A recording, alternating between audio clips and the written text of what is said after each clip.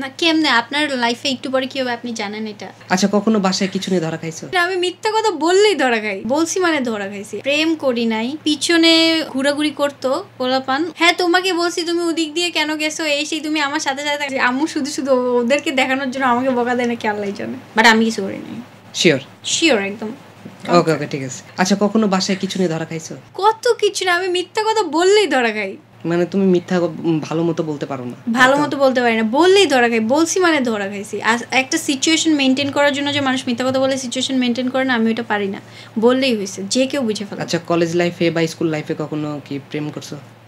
না প্রেম করি নাই, পিছনে ঘোরাঘুরি করতো পোলাপান, ওইগুলা থেকে কয়েকবার বকা খাইছি। আমি কিছু করি নাই, তারপরে একটা বকা খাইছি। মানে ছেলে মানুষ ঘুরছে তোমার পিছে, এই জন্য তুমি বকা খাচ্ছো? আম্মু বলছে যে হ্যাঁ তোমাকে বলছি তুমি ওদিক দিয়ে কেন গেছো, এই সেই তুমি আমার সাথে সাথে। আমি বলছি আম্মু আমি তোমার সাথেই আছি। আম্মু শুধু শুধু ওদেরকে দেখানোর জন্য আমাকে বকা দেয় নাকি আল্লাহ জানে।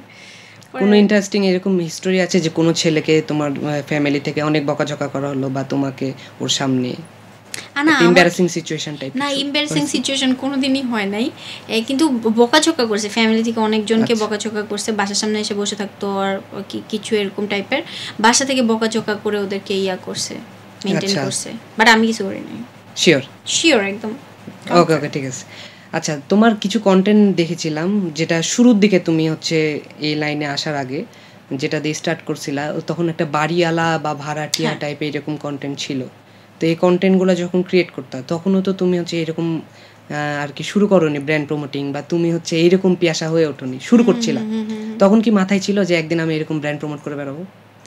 না আমার কোনো কিছুই মাথায় না। কেমনে আপনার লাইফে একটু পরে কি হবে আপনি জানেন এটা? ইভেন আমিও জানতাম না। সো এটা অ্যাকচুয়ালি কেমনে জানি হয়ে গেছে, আলহামদুলিল্লাহ।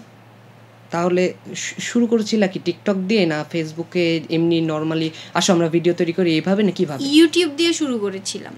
ইউটিউবে, কিন্তু ইউটিউবে তো তুমি অ্যাক্টিভ না। ইউটিউবে অ্যাক্টিভ না এখন, এটা এখন ইয়া হয়ে গেছে। এখন ফেসবুকে মানুষজন বেশি থাকে, টিকটকে বেশি থাকে, দ্যাটস ওয়াই এখানে এরকম।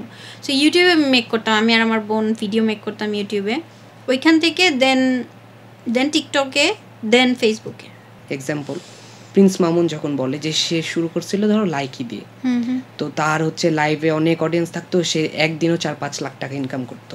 তো এক একটা জোনের, যেমন ইউটিউব ফেসবুকের এসব আলাদা আলাদা আর্নিং আছে, ওই কারণে মানুষ বেছে নেয় যে তার জন্য বেস্ট কোনটা, কমফোর্টেবল কোনটা এবং আর্নিং বেশি কোনটা।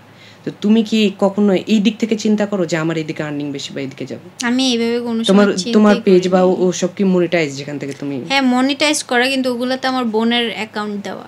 ইনকামটা যেটা আসে টোটালি হচ্ছে ব্র্যান্ড প্রমোট বা বিভিন্ন জায়গায় যখন তুমি যাও কোলাবোরেশন করো এইসব থেকে। তো এত যে টাকাগুলা পাও কেমন লাগে? টাকা নিজে কষ্ট করে পাইছি, ভালো লাগে। টাকাগুলা কি জমায় রেখে দাও নাকি কিছু কিনো, কাউকে গিফট দাও?